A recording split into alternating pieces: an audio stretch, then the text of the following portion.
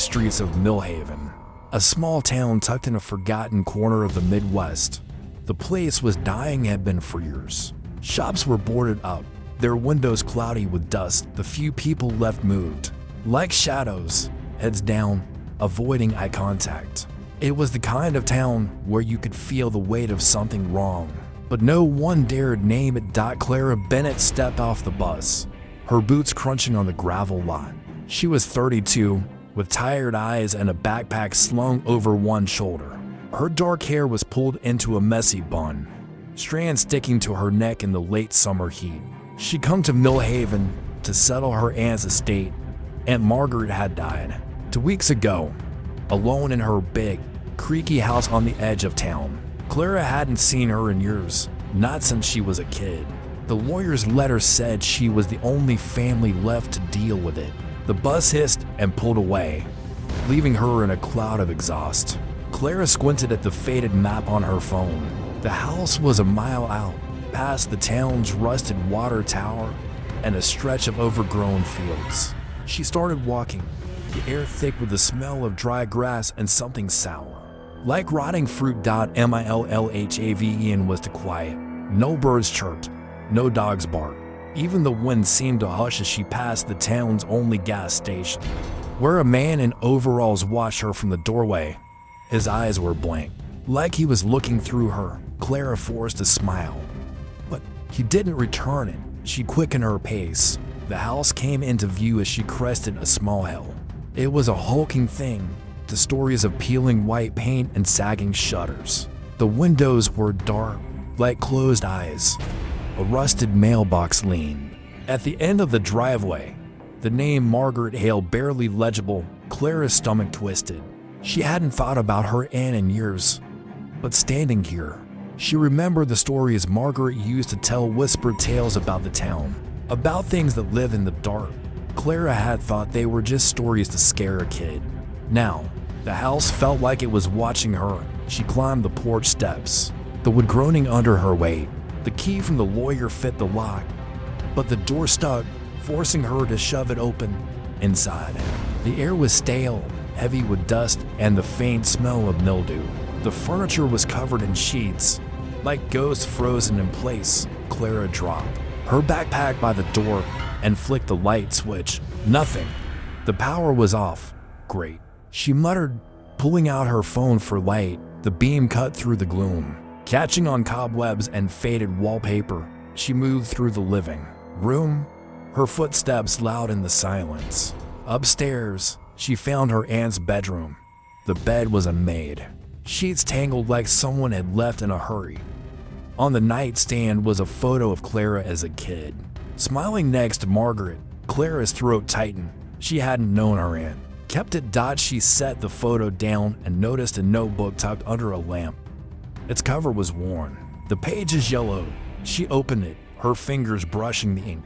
Margaret's handwriting was neat but shaky, like she'd been nervous. The first page read, "They're still here. They never left. Don't open the cellar door." Clara frowned. The cellar. She didn't remember one from her childhood visits. She flipped through the notebook, finding more entries, each stranger than the last.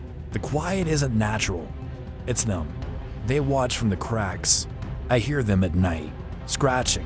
The last entry was dated the day Margaret died. I opened it. God help me. A chill ran down Clara's spine.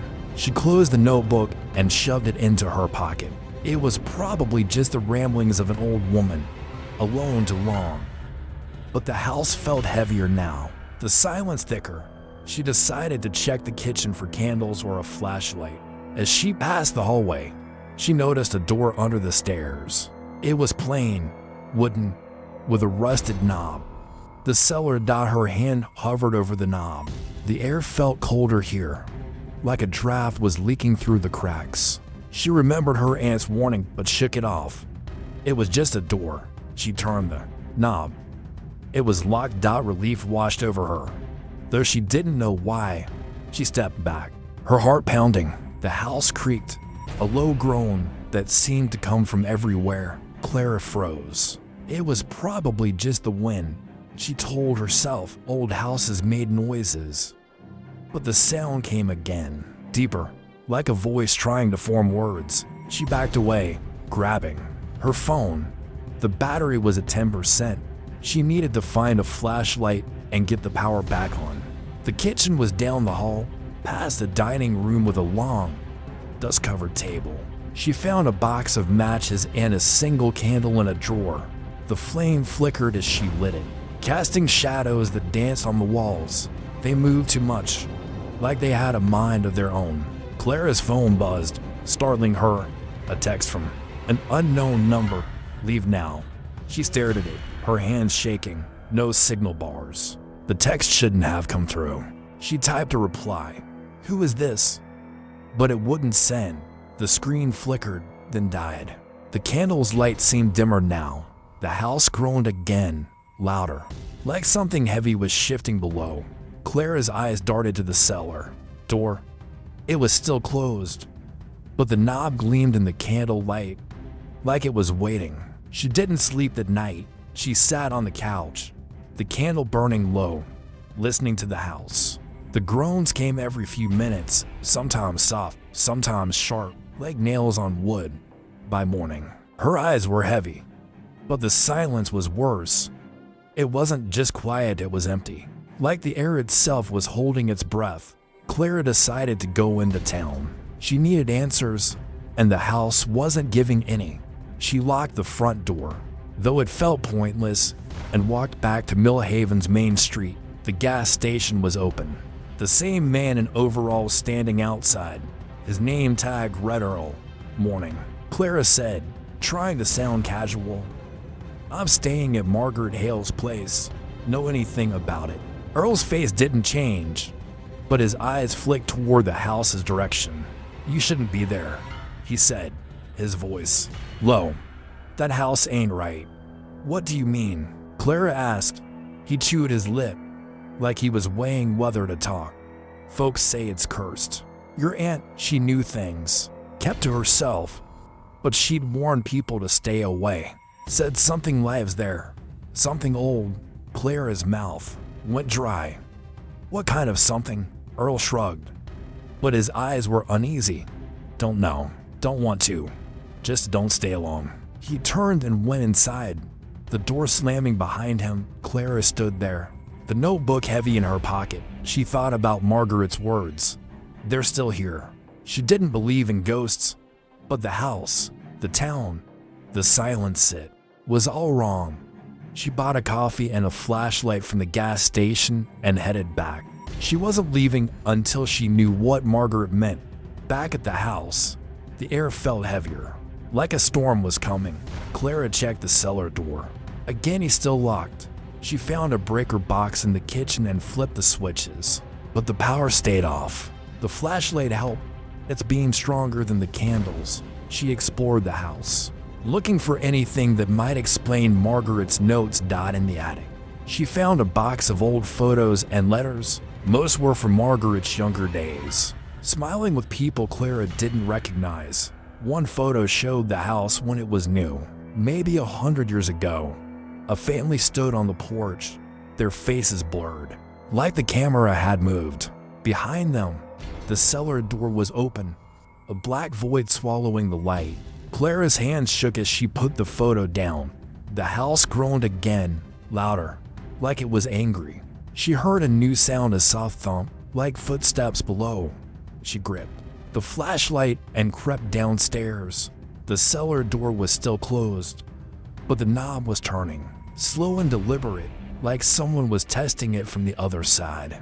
Clara stood frozen in the hallway, the flashlight beam trembling on the cellar door. The knob had stopped turning, but the silence that followed was worse.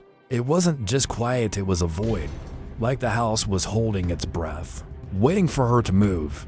Her heart pounded in her ears. She backed away, the floorboards creaking under her boots, and retreated to the living room. The flashlight's light cut through the dark, but it didn't make her feel safer. The house felt alive, and not in a good way.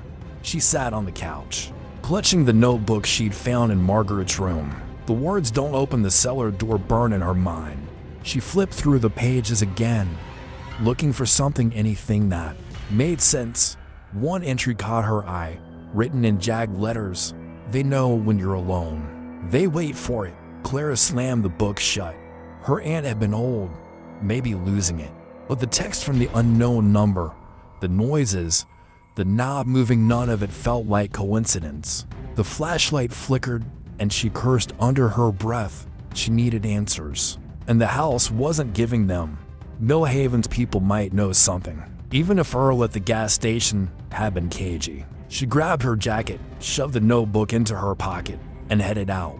The morning air was cool, but the sky was gray, heavy with clouds that promised rain. The town looked even emptier in daylight, like it was shrinking into itself.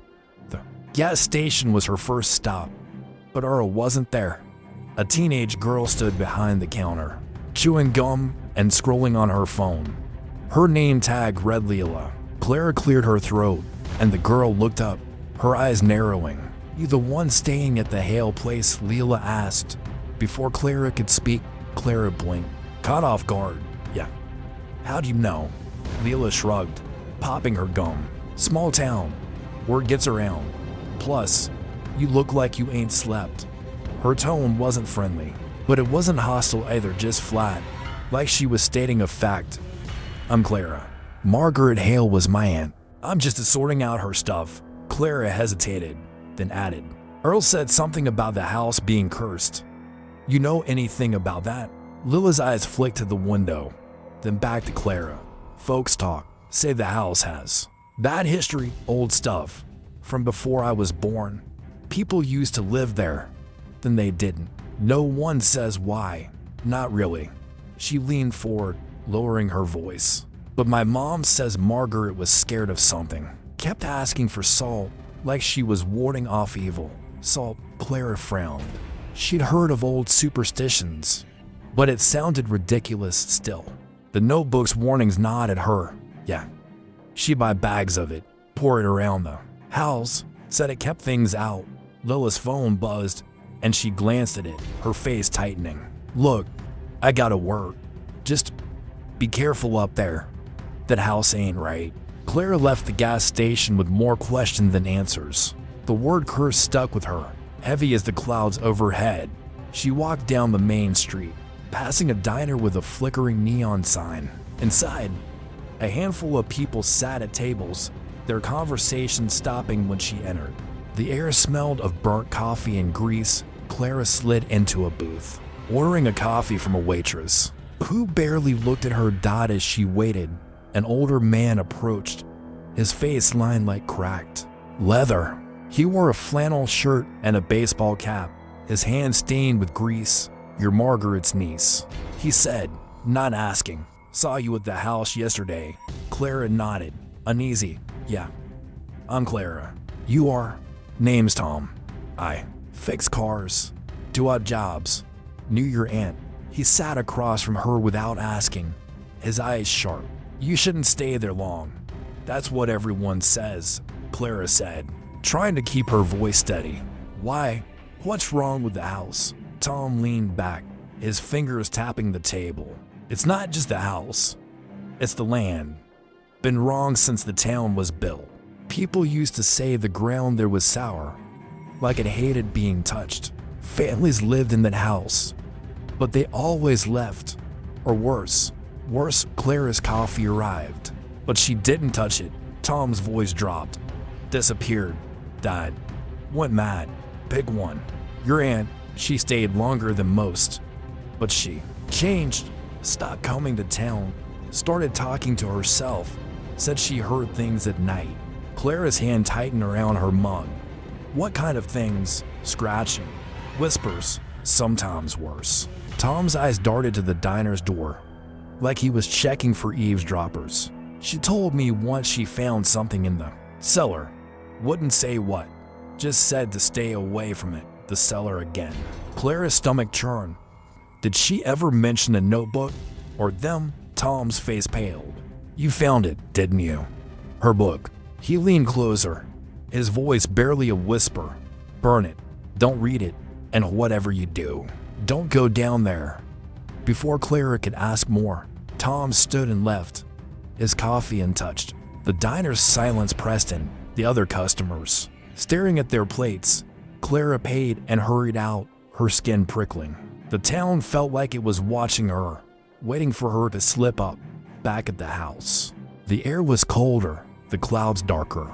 Clara locked the door behind her. Though it felt useless, she checked the cellar door still locked, the knob unmoving. But the house wasn't quiet anymore. A faint hum filled the air, like a distant machine or a voice too low to understand. She lit the candle from yesterday, its flame weak against the growing dark. She decided to search the house again, hoping for clues. In the kitchen, she found a small key tucked behind a loose baseboard. Its metal tarnished but heavy. It looked like it might fit the cellar door. Her fingers closed around it, but she didn't move. The hum grew louder, coming from below. Not the cellar, but the floor itself, like something was vibrating under her feet. Clara's flashlight flickered again, and she swore she needed to fix the power or get out of here. The breaker box was no help, so she checked the attic again, hoping for a fuse or wiring diagram. Instead, she found a bundle of letters tied with string, hidden under a floorboard. They were old, addressed to someone named Eliza Hale, maybe a relative. The handwriting was different from Margaret's, sharper, angrier. One letter read, "The house takes what it wants. It always has. If you hear it call, don't answer." Clara's hands shook as she read. The hum stopped, replaced by a sharp scratch, like nails on wood. It came from downstairs. She grabbed the flashlight and crept to the stairs, her breath shallow. The scratching grew louder, coming from the cellar door. She aimed the light at it, half expecting to see the knob turning again. It didn't move, but the door seemed wrong. The edges were too sharp, the wood too dark, like it didn't belong to the house. She backed away, the key burning a hole in her pocket. The scratching stopped, but now she heard something else, a whisper, soft and garbled, like a radio out of tune. It wasn't coming from the door. It was behind her. She spun, the flashlight beam sweeping the hallway. Nothing, just shadows. But the whisper came again, closer, saying her name, Clara. She stumbled back, her heart racing. The candle fell, snuffing out on the floor. The flashlight died, plunging her into darkness. The whisper grew louder, joined by others. A chorus of voices she didn't recognize. They weren't angry or sad, just cold, like they were stating a fact. Clara'd stay. She ran to the front door, fumbling with the lock. It wouldn't turn. The voices grew louder, pressing against her ears. She yanked the door open, the hinges screaming, and stumbled onto the porch. The air outside was heavy, the clouds low and black. The voices stopped, but the silence was worse. She looked back at the house, its windows dark, like eyes waiting for her to return. Clara didn't go back inside that night. She sat on the porch, the key in her hand, the notebook in her pocket. The town was quiet, but not the empty quiet of the house. She heard a car in the distance, a dog barking faintly. Normal sounds, but they didn't comfort her. She kept thinking about the cellar, the whispers, the key. Part of her wanted to throw it away, to leave and never come back. But another part, the part that remembered Margaret's stories. Her warnings knew she couldn't, not yet. Clara sat on the porch, the key cold in her hand, its edges biting into her palm. The night was thick, the air heavy with the promise of rain that never came. The house loomed behind her, its silence louder than any sound. She hadn't gone back inside since the whispers, since the door wouldn't open. Her phone was dead, the flashlight useless, and the candle was somewhere on the floor where she dropped it. The notebook in her pocket felt like a brick, pulling her back to Margaret's words. Don't open the cellar door. But the key was different. It wanted to be used. She could feel it, like a pulse in her hand, urging her to try the lock. She stood, her legs shaky, and faced the front door. The house was dark, the windows reflecting nothing but the gray sky. She didn't want to go in, but running wasn't an option. Not anymore. She needed to know what Margaret was afraid of. What the town wouldn't say. She pushed the door open, the hinges creaking like a warning. The air inside was colder, sharper, like stepping into a freezer. She felt her way to the kitchen, finding the candle on the floor. Her matches were still in her pocket, and the flame sparked to life, casting weak light across the room. The shadows moved, stretching to long, like fingers reaching for her. She ignored them and walked to the cellar door. The key fit perfectly, sliding into the lock with a soft click.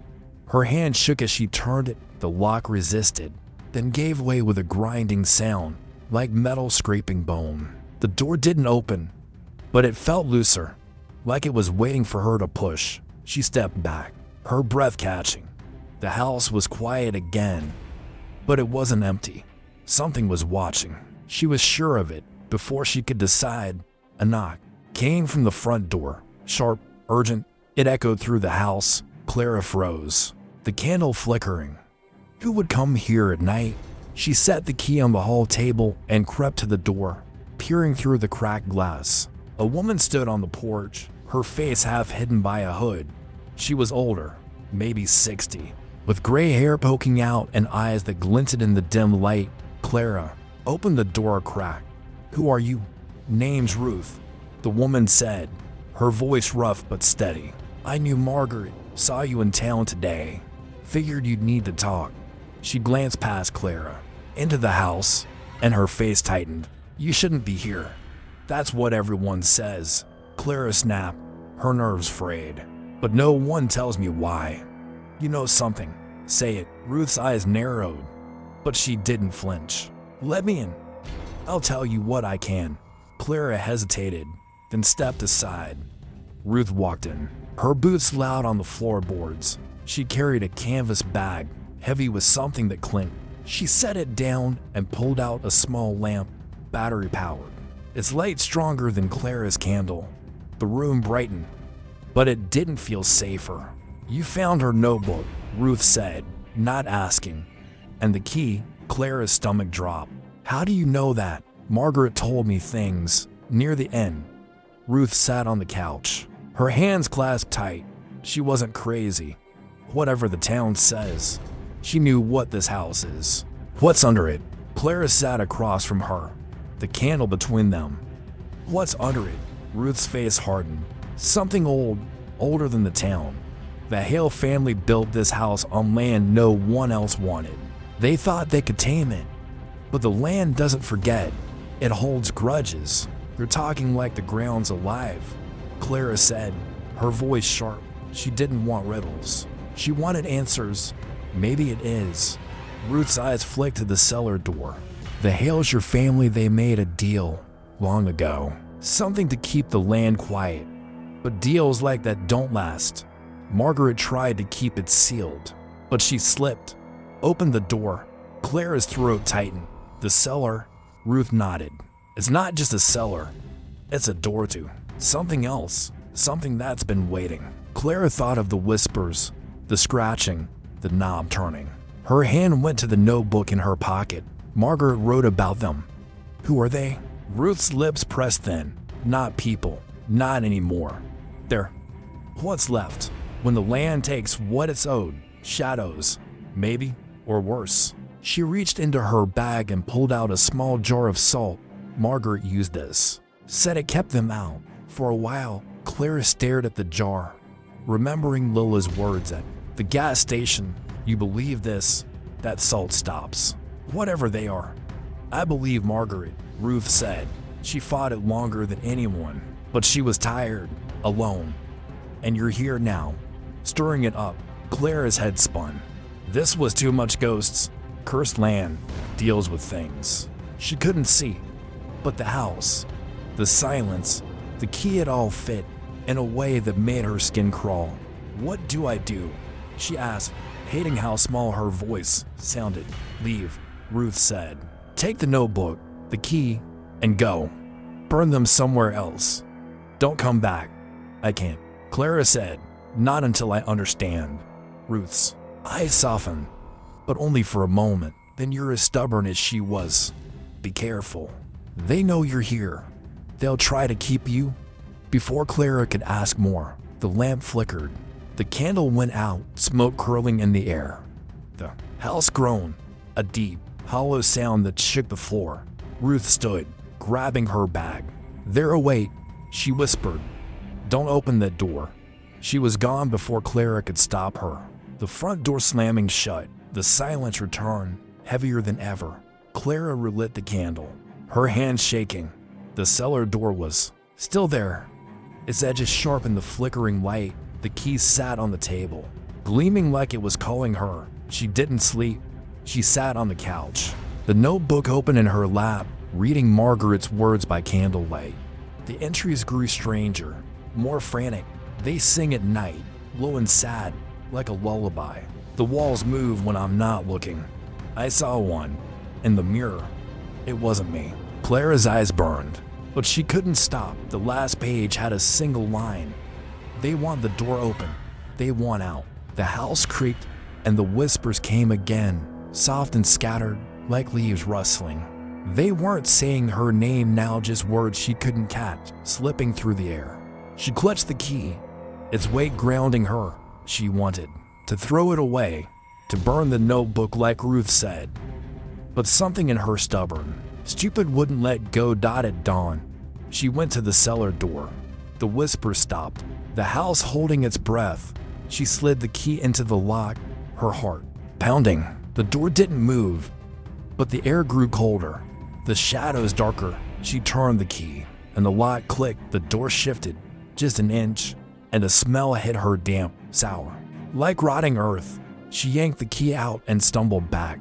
The door stayed shut, but the smell lingered, clinging to her clothes.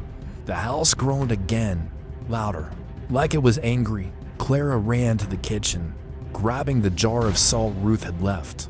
She poured it in a line across the cellar door's threshold, her hands shaking so bad she spilled half of it. The day passed in a blur. Clara stayed away from the door, checking the windows, the locks, anything to feel safe. But the house didn't feel safe. The shadows moved when she wasn't looking, stretching into shapes that weren't right. The whispers came and went, louder at night, softer in the day. She found more salt in the pantry, pouring it around the couch where she sat. The notebook open, the key in her pocket. By evening, someone else came.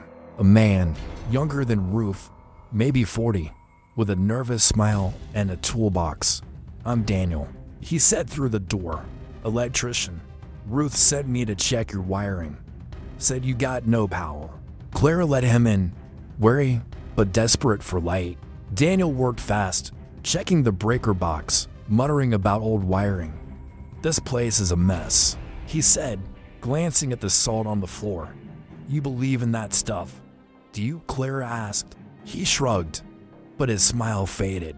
"My dad worked on this house years ago. Said it gave him the creeps. Never told me why." He paused, his flashlight catching the cellar door. "You been down there?" "No." Clara lied. "It's locked." "Good," Daniel said. "Too quick. Keep it that way." He got the power on by nightfall, the lights flickering but holding. The house felt less oppressive with the bulbs glowing, but the shadows didn't go away. Daniel packed up, his eyes darting to the cellar door. "Ruth's right," he said as he left. "Don't stay long." Clara locked the door behind him, the key heavy in her pocket. The house was quiet, but it wasn't empty. She could feel it watching, waiting for her to make a mistake. Clara stood in the hallway, the key cold in her hand, the cellar door staring back at her. The house was quiet, but it was the kind of quiet that pressed against her ears, heavy and wrong. The lights Daniel had fixed flickered overhead, casting jagged shadows on the walls. The jar of salt sat on the table, its grains scattered from her shaky hands. Margaret's notebook was open on the couch, its pages dog-eared and stained. The last line she'd read, "They want the door open. They want out," looped in her mind. She didn't want to open the door. Every part of her screamed to walk away, to leave Millhaven and never look back. But the key felt alive, like it was pulling her forward. Ruth's warnings, Tom's stories, Daniel's unease, they all pointed to the cellar. Whatever her aunt had been afraid of, it was down there. Clara couldn't leave without knowing. She stepped closer, the floorboards creaking under her boots. The air grew colder, the smell of rotting earth stronger. The key slid into the lock, smooth and easy, like it belonged there. She turned it. The click loud in the silence. The door shuddered, a low groan echoing through the house. Like something waking up, Clara's heart pounded, but she pushed the door open. A wave of damp air hit her, thick with a stench of mold and something sharper. Like old blood, the candle in her hand flickered, nearly going out. The stairs descended into darkness, steep and narrow, the wood warped and slick. The walls were stone, rough and glistening. Like they were sweating, Clara's flashlight, recharged from Daniel's visit, cut through the gloom. But the beam seemed to weaken, swallowed by the dark. She took a step down, then another. The air was heavy, pressing against her chest. The house above was silent, but the cellar hummed a low, steady vibration that made her teeth ache. The stairs ended at a dirt floor, the space wider than she'd expected. The walls were lined with shelves, covered in dusty jars and rusted tools. In the center was a stone slab, like a table, stained dark with something she didn't want to name. Clara's flashlight swept the room, catching on something in the corner. A pile of cloth, or maybe clothes, crumpled and gray. She stepped closer, her boots sinking into the soft earth. The pile wasn't cloth, it was a doll, or something like one, made of burlap and straw, its face crudely stitched with black thread. Its eyes were buttons, mismatched and dull, but they seemed to glint in the light, like they were watching her. She backed away, her skin crawling. The hum grew louder, coming from the walls, the floor, the air itself. The dolls had twitched, just a fraction, and Clara froze. It didn't move again, but she couldn't shake the feeling it had. She turned, her flashlight beam shaking, and saw something else, a crack in the far wall, wide enough to slip a hand through. It wasn't natural. The edges were too smooth, too deliberate, like something had carved it. The hum stopped. The silence was worse, thick and suffocating. Clara's candle went out, leaving only the flashlight. She moved toward the crack, her breath shallow. The air coming from it was colder, sharper, carrying a whisper, not words, just a sound, like a sigh that wasn't hers. She reached out, her fingers brushing the stone. It was warm, like skin, and she yanked her hand back. The doll was gone. She spun, the flashlight sweeping the room. The pile was empty, the dirt undisturbed. Her heart raced, her mind scrambling for an explanation. She hadn't heard it move. She hadn't heard anything. But the cellar felt smaller now, the walls closer, the ceiling lower. The crack in the wall seemed wider, darker, like it was growing. Clara ran up the stairs, her boots slipping on the slick wood. She slammed the cellar door shut, the lock clicking without the key. She poured more salt across the threshold, her hands shaking so bad she dropped the jar. It shattered, glass and salt scattering across the floor. The house groaned, a deep, angry sound that shook the walls. She stumbled to the living room, grabbing the notebook. The pages were warm, like they'd been sitting in the sun. She flipped to a new entry, one she hadn't seen before. The handwriting was Margaret's, but messier, almost frantic. They move when you don't look. They take what you love. I saw it in the cellar. It wore her face. Clara's stomach twisted. Her face, Margaret's, or someone else's. She thought of the doll. Its button eyes, its stitched mouth. The house was quiet again, but the lights flickered, dimming for a moment before coming back. She grabbed her phone, hoping for a signal, but the screen was dead, even though it had been charged. Another text appeared, from the same unknown number. You opened it. She dropped the phone, her hands cold. The whispers started again, soft and scattered, coming from the walls. They weren't calling her name now, just humming, low and steady, like a song she couldn't quite hear. She clutched the notebook, her only anchor, and read another page. The cellar isn't empty. It's a mouth. It's hungry. Clara's head spun. She needed to get out. To find Ruth or Tom, or anyone who could explain this, she grabbed her jacket and headed for the door. But the lock wouldn't turn. She yanked harder, the knob rattling, but it held fast. The whispers grew louder, circling her like flies. The lights flickered again, and for a moment, she saw something in the corner of her eye, a shadow. Tall and thin, standing by the cellar door. She spun. But it was gone. The door was closed. The salt undisturbed. Her breath came in short gasps. She backed away, tripping over the couch, and sat there, the notebook in her lap, the key in her pocket. The house was watching her. She could feel it. The next morning, Clara went to town. Her eyes heavy from no sleep. The whispers had stopped at dawn, but the house felt heavier, like it was pressing down on her. She needed answers, and the townsfolk were her only hope. The diner was empty except for the waitress, who didn't look up as Clara ordered coffee. She asked about Ruth, but the waitress just shrugged, saying she hadn't seen her. Clara found the town's library, a small building with peeling paint and a musty smell. The librarian, an old man with thick glasses, barely acknowledged her as she asked for records about the Hale family. He pointed to a corner with a box of files, dusty and unlabeled. Clara spent hours digging through them, her hands stained with grime. Most were tax records, deeds, nothing useful. Then she found a newspaper clipping, yellowed and brittle, dated 1892. The headline read, "Tragedy at Hale House." It described a fire that killed half the Hale family, parents and 2 children. The cause was unknown, but the article mentioned a survivor, Eliza Hale, who claimed the house had called to her. The townsfolk dismissed her as mad. The last line was underlined in ink. The cellar was sealed after the fire. Clara's hands shook as she read. Eliza Hale, the name from the letters in the attic. She found another clipping from 1920 about a man who lived in the house and vanished. His wife said he'd been obsessed with the cellar, hearing voices at night. The pattern repeated in other articles: disappearances, madness, all tied to the house, all tied to the cellar. She left the library, her mind racing. The town felt emptier, the streets too quiet. She passed the gas station, but Leela wasn't there. Earl was back, his eyes following her as she walked by.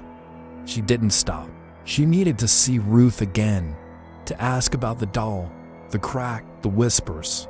Ruth's house was on the edge of town, a small cottage with a sagging roof. Clara knocked, but no one answered. The door was unlocked, and she stepped inside, calling Ruth's name. The air smelled of salt and herbs, the walls lined with jars and candles. A notebook sat on the table, open to a page with Clara's name written over it and over. In Margaret's handwriting, Clara backed out, her heart pounding. She didn't know what was happening, but the house, the town, the people, they were all part of it. She returned to the Hale house, the key heavy in her pocket. The cellar door was closed, but the salt was gone, swept away like it had never been there. The whispers were back, louder, singing her name. Clara's boots crunched on the gravel as she marched back to Ruth's cottage, the notebook from Ruth's table clutched in her hand. Her name, Clara, Clara, Clara, written in Margaret's frantic scrawl, filled her head with questions that burned hotter than her fear. The air was thick, the sky a bruised purple, and Millhaven felt like it was closing in. The streets narrow, the houses to still. The Hale house was behind her, but she could feel its pull, like a hand on her shoulder, urging her back to the cellar. Ruth's cottage was dark when Clara arrived, the windows black. She knocked, hard enough to rattle the frame. No answer. She tried the door, still unlocked. The smell of salt and herbs hit her again, stronger now, mixed with something sour, like old meat. "Ruth," she called, stepping inside. The room was the same, jars and candles lining the walls, but the air felt heavy, like it was pushing her out. The notebook was still in her hand, its pages warm, like it had been held too long. She opened it again, her flashlight beam catching the ink. Her name was written dozens of times, some lines scratched out, others circled below them. In smaller letters, "She is the last. They'll take her too." Clara's stomach twisted. The last what? The last hail? She wasn't even sure she counted her mother had left Millhaven young, cutting ties with Margaret. But the house knew her. The cellar knew her. Ruth. Clara called again. Moving deeper into the cottage, the kitchen was empty, dishes stacked in the sink, crusted with food. A back door led to a small yard, overgrown with weeds. Clara stepped out, the flashlight sweeping the darkness. Something moved in the corner, a shadow, quick and low. Darting behind a shed, she froze, her breath catching. "Ruth, is that you?" No answer. The shadow didn't move again, but the air grew colder, the smell of rot stronger. Clara backed into the house, locking the door behind her. She didn't trust the silence. She checked the bedroom, finding a mattress on the floor, blankets tangled. Under the bed was a box, wooden and heavy, carved with symbols she didn't recognize, circles and lines, like a language she couldn't read. Inside the box were papers, yellowed and brittle, and a small cloth pouch. Clara opened the pouch, spilling salt and dry leaves onto the floor. The papers were letters, written in the same sharp handwriting as the ones in the Hale house attic. Eliza Hale's name was on them, dated 1892, the year of the fire. One letter read, "The deal was blood. One for the land, every generation. We thought it would sleep, but it's awake. The cellar calls." Clara's hands shook. The fire, the disappearances, the madness, it was all tied to this deal. She stuffed the letters into her jacket, her mind racing. Ruth knew more than she'd said. Clara needed to find her. She left the cottage, the notebook and letters heavy in her pockets, and headed back to town. The streets were empty, the gas station closed, the diner's neon sign dark. Millhaven was a ghost town, and she was alone in it, back at the Hale house. The lights were still on, but they flickered, casting shadows that moved too much. The cellar door was closed, but the salt she poured was gone again. The floor clean like it had been swept. Clara's heart pounded. She checked the door locked, the key still in her pocket. But the air was wrong, thick with that rotting earth smell. The whispers were back, louder now, forming words she could almost understand. Clara opened stay. She ignored them, focusing on the notebook from Ruth's house. She sat on the couch, the letters spread out around her. The 1890 fire wasn't an accident, she realized. Eliza Hale had survived, but her family hadn't. The article said she'd been mad, talking about the house calling her. Clara found another letter, this one from Margaret, dated 10 years ago. "I tried to end it.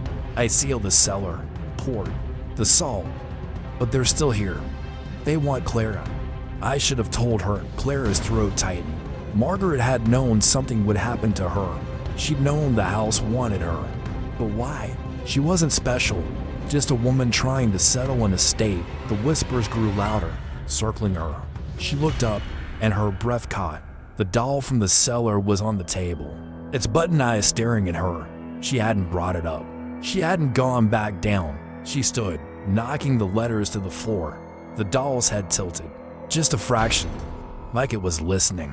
Clara grabbed the jar of salt, almost empty now, and sprinkled it around the doll. The whispers stopped, but the doll didn't move again. Her hands shook as she picked it up, its burlap rough against her skin. The stitches on its face were loose, unraveling at the mouth. She dropped it, and it landed with a soft thud, its eyes glinting in the flickering light. The house groaned, a deep, angry sound that shook the walls. The lights went out, plunging her into darkness. Clara fumbled for her flashlight, but it wouldn't turn on. The candle was somewhere in the kitchen, but she didn't dare move. The whispers came back, louder, clearer, saying her name over and over. "Clara." Clara opened. She stumbled to the kitchen, finding the candle and matches. The flame sparked to life, weak but enough to see. The doll was gone from the table. She spun, the light sweeping the room. It was on the floor now, closer to the cellar door, its head tilted toward her. Clara's heart raced. She poured the last of the salt around herself, a shaky circle on the floorboards. The front door rattled, like someone was trying to get in. Clara froze, the candle trembling in her hand. "Who's there?" she called, her voice breaking. No answer. Just another rattle, harder this time. She crept to the door, peering through the glass. Ruth stood on the porch, her face pale, her eyes wide. Clara yanked the door open. "Where were you?" she demanded, pulling Ruth inside. "I found your notebook. My name's all over it. What's going on?" Ruth's hands were shaking, her coat damp with sweat. "I tried to warn you," she said, her voice low. "I went to the church to find the old records. They know you're here. They've always known." "Who?" Clara snapped. "The things in the cellar. The land. Tell me." Ruth's eyes flicked to the cellar door. "The Hales made a deal. A long time ago. The land was hungry. Always has been. They gave it blood-won life. Every generation to keep it quiet. Eliza tried to break it. Started the fire. But it didn't work. The land took her family instead. And now it wants you." Clara's head spun. "Why me? I'm not even from here." "You're a Hale," Ruth said. "The last one. Margaret tried to protect you, kept you away. But when she died, the house knew you'd come." Clara backed away, the candle flickering. "That's insane. I'm not giving anything to this house." "You don't have a choice," Ruth said. "It's awake now." You opened the door. The house groaned again, louder, like it was answering. The doll was at the cellar door now, its stitched mouth open, like it was smiling. Clara's stomach lurched. "Did you see that?" she whispered. Ruth nodded, her face gray. "They're moving. They know you're close." Clara grabbed the notebook, flipping to the last page. A new line was there, in Margaret's handwriting, but fresher, like it had just been written. Clara opens the door. Clara stays. She dropped the book, her hands cold. The whispers were a chorus now, filling the house, singing her name. Ruth grabbed her arm. "We need to leave now." But the door wouldn't open. The lock was stuck, the knob frozen. The lights flickered back on, dim and yellow, casting the doll's shadow across the wall. It was bigger now, too big, stretching to the ceiling. Clara's breath caught. The doll moved, its burlap arms twitching, its button eyes fixed on her. Ruth poured salt from her bag, muttering words Clara didn't understand. The doll stopped, but the whispers didn't. They were louder, angrier, coming from the cellar. The door rattled, like something was pushing from the other side. Clara's hand went to the key in her pocket. She didn't know why, but she felt it calling her, pulling her back to the cellar. Clara's hand shook around the key, its metal warm despite the cold air in the house. The cellar door rattled harder, the wood groaning like it was alive. The whispers were a storm now, a chorus of voices screaming her name. Clara. Clara opened, blending into a wail that made her teeth ache. Ruth stood beside her, pouring the last of her salt in a shaky circle around them. The doll sat by the door, its burlap body slumped, but its button eyes gleamed, watching. The lights flickered, dimming until the candle in Clara's hand was the only light left. "We have to end it," Ruth said, her voice barely audible over the whispers. "The deal, the land. It's awake because you opened the door." Clara's throat was dry. "How? What do we do?" Ruth's eyes were wide, her face pale in the candlelight. "The notebook. Burn it. It's tied to them. To the deal." Margaret said it holds their names, their power.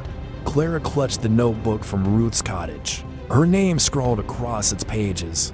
The other notebook, Margaret's, was on the couch, its pages warm, like it was breathing. She grabbed it, the paper heavy in her hands. The doll's head twitched, its stitched mouth curling into something like a smile. Clara's stomach lurched.